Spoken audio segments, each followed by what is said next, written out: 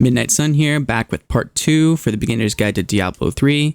We're just going to pick up right where we left off last time, so if it feels a little jumpy, apologize for that. I mentioned that I have a lot of damage because of the altar, so I'm going to go ahead and go over here.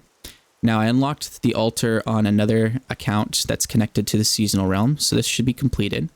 And if you see over here at the beginning, your kill streak, timer, duration, and reward bonuses are doubled, right? And then items have no level requirement. All of these items that you see over here have a required level. So it says required level 1.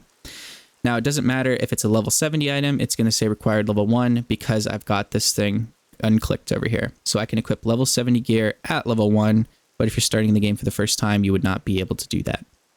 So that's a very useful thing to get in the beginning. I recommend if you're starting this out for the first time, you unlock this and then you get the next one.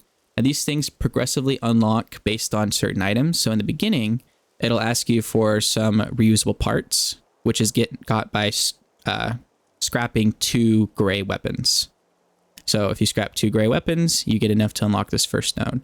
And then the second one requires flawless diamonds. I believe 1 flawless diamond, which can be unlocked at level 18 at the earliest doing some certain methods. So by level 18, you can get this items have no level requirement. And then most of the time, people just go through the middle here. You get movement speed, health globes grant health, increase your highest elemental damage bonus, double the amount of bounty caches from completing bounties, immunity to crowd controlling effects, gain passability, double the chance to find legendary items.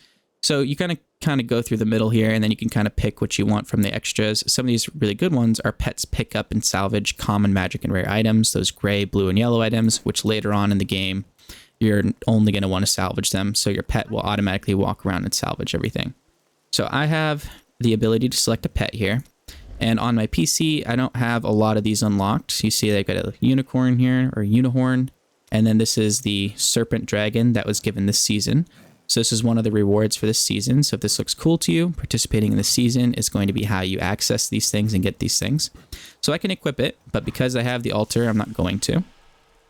And that pet would walk around and pick up a bunch of gold on the ground for me as well. This little thing right here is Paragon.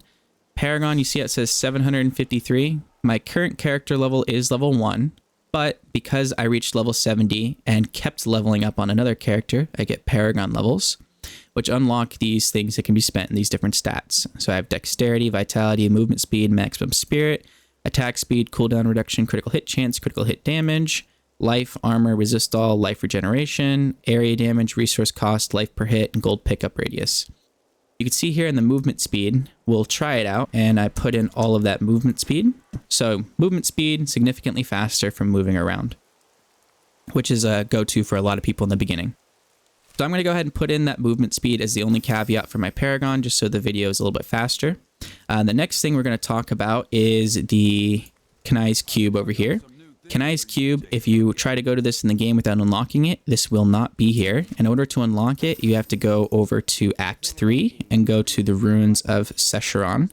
And you have to make your way through the first area until you get to the Elder Sanctum and move around until you find Kanai's cube and a little orb thing surrounding it in the beginning. And on my level 1 to 70 guide, I show that whole process. So that will unlock Kanai's cube. When you get Kanai's cube, there's a lot of different things you can do from this that cost different materials. You can extract legendary powers. So if I wanted to get rid of one of these 2 items, let's say I want to get rid of the Crudus boots, I can fill the page with these materials. You see that I have enough. I only need 1 of each of these bounty materials and 5 death breath. And I have 1,836 death breath and of course about 300-ish of each of these. So I can hit this button, and extracting the power will destroy the item. The item becomes destroyed, and then I can go over here and I can click it. Now notice how before it was 160 something percent, or at least less than 200% increased damage. When you put the item in the cube, it maximizes it to its highest rolled stat. So this will give me a full 200%. And if I click that, now I can put on a normal pair of boots and still have this boot item legendary effect. So if I wanted to go over to Kadala and roll for boots again. Oh, look at that. We got Rivera Dancers. That's another legendary ability. So this one, it does Lashing Tail Kick, attacks 50% faster, and deals 290% increased damage. So That was really lucky there. Didn't expect that. But if that was a normal item, we'd put it on. Now we can have 2 legendary boot abilities because of the cube over here as well. So with that being said, this has so many different things you can do to it. You can reforge an item. So if we didn't like the roll we had on this one, 289%, or this one over here, we could put it in and try and get a higher roll. It can also give you a lower roll as well. You can upgrade a rare item. So if you have a level 70 yellow item, you can put that in here and upgrade it, and it'll upgrade it to a random legendary item of that type. This is for converting set items. If you have a green set item that's, let's say, pants, and you want to change it to a chest piece of that same set item, you could put it in there. You have remove level requirements, which aren't really used anymore. Convert gems. So if you want to turn a ruby into an emerald, you can do that here. Convert reusable parts. This is for your bounty materials over here. You can convert them into any of the other bounty material. Or sorry, not bounty material, crafting material. So you can turn reusable parts into arcane dust, or revealed crystals into arcane dust, reusable parts, etc. And then we have that for each of those. And then you can augment an ancient item, which is used way later in the game. I have a guide on that as well that I'll link below. And then you can upgrade a legendary item using primordial ashes, which again is more of an endgame piece. So we won't go into that right now. So the cube can be used for a lot of different things and source resources for that. Now, if you want to start the game out, you can choose, again, any of these acts. The recommended areas are the Halls of Agony for leveling up with enemies, or going over to Act 2, Temple of the Firstborn, which is one of my favorite areas, or again, going over here and getting the cube, which is what a lot of people tend to do. So, we're going to start out on this area. We're again on Expert difficulty. We're level 1, and we only have 1 skill unlocked. You can see that it's much faster than we got our movement speed up. And this is a game where, ignore that thing, I pushed the wrong button. You can click on different things to get different weapons. So there was another item that's boosting your damage a little bit. You have these things called pylons. If you click on them, it'll give you a 25% attack speed or experience bonus. They vary depending on what you click. These things right here are healing wells. They'll be used to heal you up if you get hurt. And then finally we have our enemies. So it only takes a couple hits to get to level 2. When we do, we unlock our next ability, which is Lashing Tail Kick. And if you remember, this makes it so Lashing Tail Kick attacks 50% faster and deals more damage. So that was a pretty good leveling item for the monk right away here. Now, as I attack, you should notice that I'm running out of spirit. So when I run out of spirit right here, I won't be able to use my attack until I generate more. So my primary attack is used to generate spirit, and my secondary attack spends spirit. So I can go around and hit all of these enemies. Right here is a cursed chest. This is something that you will spawn in. It'll spawn a bunch of random enemies, and you have to defeat them within a certain amount of time before it is over here. So there we defeated wave 1 out of 5. It'll spawn more in. And then our goal is to do this before the time runs out. There's no real disadvantage or penalty if you don't do it within a certain time frame. You just get a smaller reward. So don't worry about it too much. I don't know, should be able to do this in time. Running out of spirit. Alright, and last guy. There we go. So now we get double the chests. So we can go here and click on that. And again, we get some more items, some more gold. There we go. And you can see that since we didn't have anything equipped, it automatically equipped and gave us some more damage, toughness, and health. These blue guys over here are elites. So they're more dangerous than regular enemies. With our current stats, they shouldn't be an issue or problem whatsoever. And then we're going to continue going forward. Now, I'm going to try and kill enough enemies to get a kill streak. And there it is, our massacre. You can see that we're at 28, 29, and it's counting down there. If I continue to hit an enemy, it'll stay up. I don't have to kill the enemy, I just have to hit the enemy once, and then it should stay up.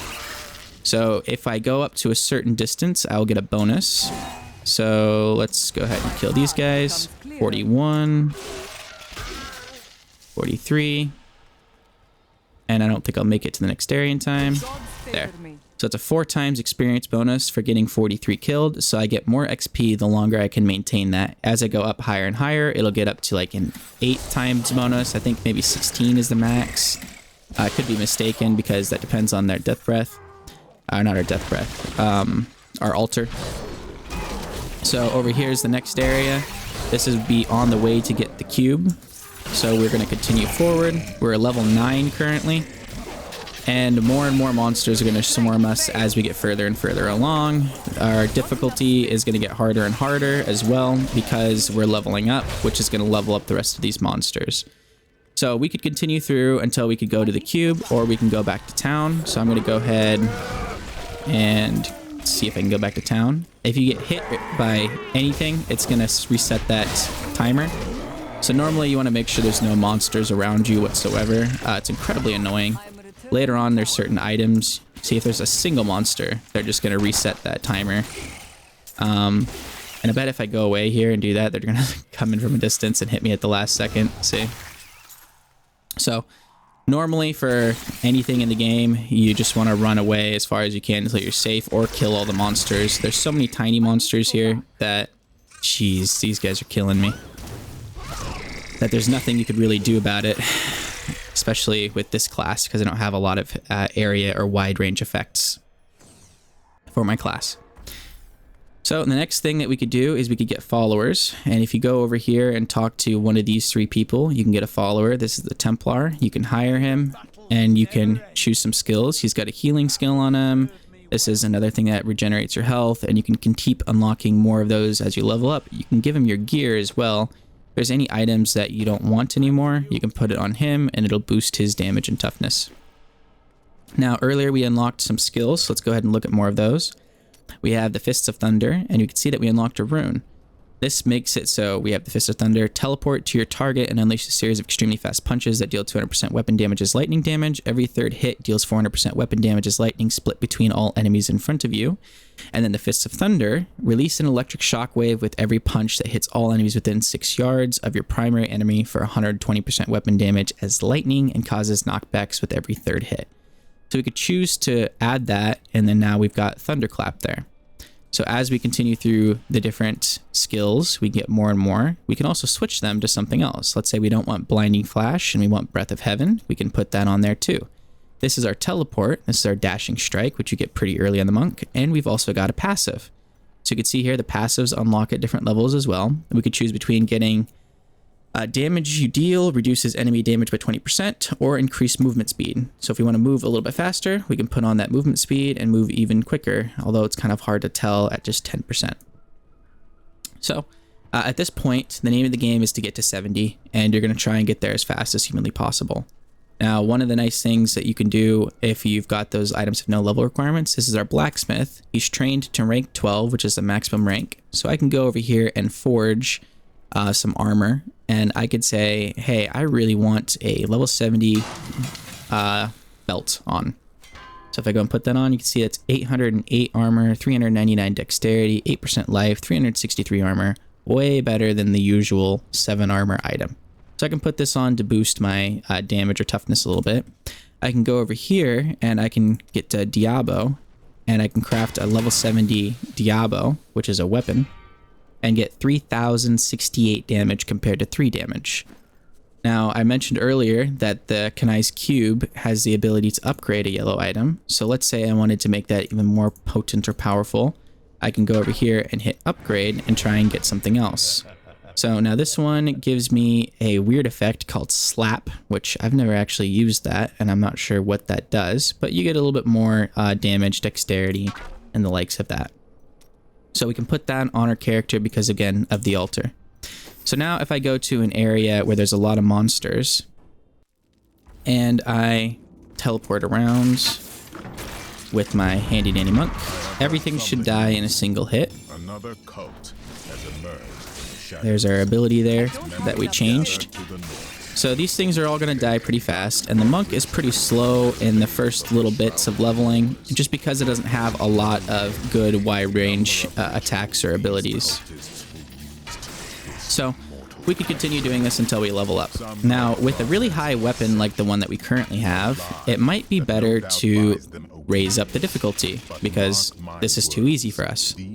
So at any point in time, if monsters feel like they're insanely easy, we can exit the game and we can turn the difficulty up to as high as we feel comfortable doing, up to Torment 6 until we reach level 70. So I'm going to go ahead and do that now and go straight to Torment 6. let's load back in here. And I'm going to go back to that area in the Temple of the Firstborn. And now let's see how much experience I get for hitting a monster. We're level 16, level 17. So in a few seconds, we've gone up about the same amount of levels that we did before playing the game for quite a bit of time. And you can see that I can just teleport and move on. My massacres are getting higher and higher. And as I reach level 100, it'll give me a bigger reward and go over it a little bit higher. So my goal is to, again, try and maintain that if I can. We lost it right there. So we're level 21. Now we could check our skills and we could see if there's anything else over here that we may want to click on. So we got Sweeping Wind, Exploding Palm, Mystic Ally. Remember those Crutus Boots? That unlocks at level 22. So let's go ahead and try and get to level 22 and equip the Mystic Ally. So we're going to go ahead and move forward here. There we go. So now we can equip Mystic Ally, and we're just gonna... Whoa, we died there. So again, Torment 6, right? You're gonna get much more difficult enemies that are going to kill you. I didn't put on a lot of level 70 gear for my armor. I just have on this one belt to kind of help me out here, and that's it. So we're gonna go over here, and we're gonna change this Breath of Heaven over to Mystic Ally. So now we have Mystic Ally. We are level 20, so we can equip another thing. We see we unlocked a couple more points of that. So maybe we want to get Seize the Initiative, as dealing damage to enemies above 75% life increases your attack speed. So we want to attack a little bit faster. There's our Mystic Allies. We get 2 of them. And now if we don't do anything and we just let these Mystic Allies hit the enemies, they should be able to kill a couple of them in a row there. And they teleport close to you. So we're the ones that are going to be doing most of the damage here. And the Mystic Allies have a passive effect, which is running around and fighting enemies with you. And they have an active effect, which can be seen by activating the Mystic Allies. So we want to do that, but first we want to reach 27. And once we reach level 27, then we'll be able to unlock a special version of the Mystic Ally. And there it is. Okay. So we're going to talk about this thing next, but before we do, we're going to go back to our Mystic Ally. We're going to look at the runes that they have here. This is a Water Ally. You can get a Fire Ally, Air Ally, Enduring Ally, or Earth Ally. So Water Ally is the first one that unlocks. It says your Mystic Ally performs 7 wave attacks in quick succession, each dealing 625% weapon damage as cold and freezing enemies for 3 seconds. Passively, the Mystic Ally fights by your side. That infuses your attacks to slow enemies by 60%, so it slows enemies as well. So we're going to equip that, and then we're going to go through this thing over here. Now this is a vision, and what this is this is a series of portals. It could be 1 portal, it could be, I think, up to 15 portals possibly at the highest level. It gets pretty long. And every single time you go through a portal, you can run into normal enemies, you can run into elites, you can run into Rift Guardians, which are bosses in this game, or you can run into a whole bunch of goblins, which drop a lot of resources and rare items. And so there's a possibility of running into each of those. The goblin one is pretty rare. And as you go through the area and kill monsters, you have a chance of spawning another portal in that area. When you go through it, the monsters are going to get a little bit stronger, and they're going to reward you a little bit more. So this is a great way to get loot. It's also a great way to die or waste a lot of time if you're just sitting here fighting really high-leveled monsters. So we're going to go through. We've got the elites. So this is a dangerous one. It's going to kill us right away. But I wanted to show you guys what it would look like if we activated these Mystic Allies. So we're going to go ahead and activate them. And you can see that the water is going around and attacking everything around us. This is Death Breath, which is dropping on the ground. So the Mystic Ally is seriously super great. The Water Ally is so fun in the beginning because now I don't have to attack. I can just run around and it's going to hit everything around me and deal a lot of damage. Now there's going to be 1 normal enemy in here, which is going to open up the portal to the next area. There's a legendary that's dropped on the ground. So we can go ahead and pick that up. And we'll look at it in a second here. Our goal is to go around and kill as many of these elites as we possibly can and find the area to the next room here. So this is the portal to the next room. I don't know why I didn't see that right away. If we click on it, we get to go to the next area. And this one's the Rift Guardians. You can see they're massive, and they're going to be doing a lot of damage to us and probably killing us. So we're going to try our best to stay alive. We did not. So again, very dangerous. I'm on a very high level. You can see I jumped to level 39 already. So we jumped a lot. We are going to reactivate that Mystic Ally, and we're going to try and kill them with the Mystic Ally running around dealing some damage. There we go. And we got, again, some more items. We got a Greater Rift Keystone from these Rift Guardians. That will allow us to join a Greater Rift later on. Level 41 is pretty fast, but again, we are doing this on a alternate character, and we have the items have no level requirement. So if you have that unlocked and you get as lucky as I do with some of the items, you should be able to jump up really fast. If not, it's going to be a very slow process. So you can see that it's unidentified. It doesn't tell us what the item is because we found it in the wild, and we have to right click on it in order to see what it is, although I know what this one is already. This is the Bindings of the Lesser Gods. And it gives you an ability here. It says enemies hit by your Cyclone Strike take 195% increased damage from your Mystic Ally for 5 seconds. And the Fire Allies gain 3 times this bonus. So this would be a great item for us because we're using Mystic Allies and we have on the Crutus boots. And if we look over here, we have that Cyclone Strike, which is what this is talking about right here. So we have this on our bar and unlocked as well. So every single time we do that and pull enemies in, they're going to take way more damage from our Mystic Allies, which includes those waves that you see going around the map there. And then, of course, there's a bunch of items on the ground here that we could pick up as well. We also unlocked a ring, so we're going to go ahead and take a look and see what the ring is. And we got Richels, I'm not really sure how to pronounce that, Ring of Larceny. Gain 57% increased movement speed for 4 seconds after fearing an enemy. So we gain a boost in movement speed. So, we've unlocked some more things from going up levels. We have our skills here. We've unlocked another passive thing, which I'm going to throw on something random here. We have different things that we could add here for our skills. And we're going to keep doing that until we hit level 70. That's going to be the core part of running through Diablo and the beginning of the game. That's what's going to be your bread and butter.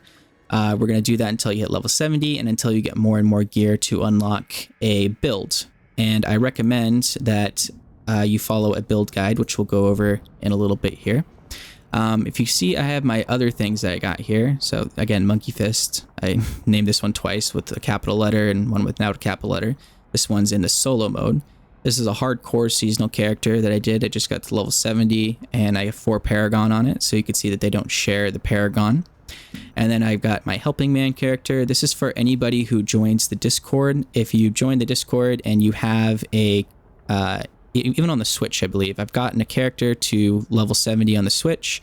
I've got a character to level 70 on the PlayStation, and I've got a character to level 70 on, of course, the PC here. And I think I even have one on the European version as well. So if you join the Discord and you want to level up an alt character, or you want to get a character to level 70, as long as our schedules allow, you know, and we both work together on that, then we'll be able to level you up to 70. Hopefully, as more people join the Discord, we can have other people level up as well. If you have any questions on what items to choose, if you get something leveling up, again, you could join the Discord and we could do that. We're getting a growing community in there, which is great. And I will link the Discord below in the description if you want to join that.